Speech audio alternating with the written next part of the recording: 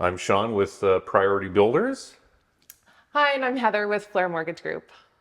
and today we're going to talk about refinancing your house for renovation.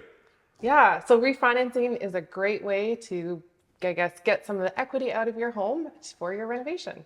100%. And so when you're getting equity out of your house for renovation, you got to think that you're going to get a lot of value out of that, right? So even though you're going to pull a little bit of that out and you're going to spend that on the renovation, your property value could actually increase as well. Yeah, and you have some great examples about that, don't you, Sean?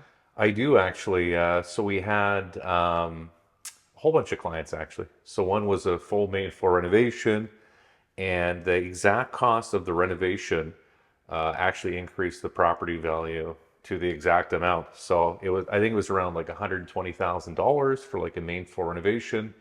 They got the property appraised pre-construction and post, and the cost was, well, it was increased proportionally for the renovation cost. So pretty cool. Yeah, that's really great. And I think that's kind of key too, that you want to be smart with your dollars. So, yes, you're taking on some of that debt, but that's where you want to use some trusted and really smart contractors when you're doing your work so that you're not only taking on that extra debt, but you're adding value and putting that investment back into your home too.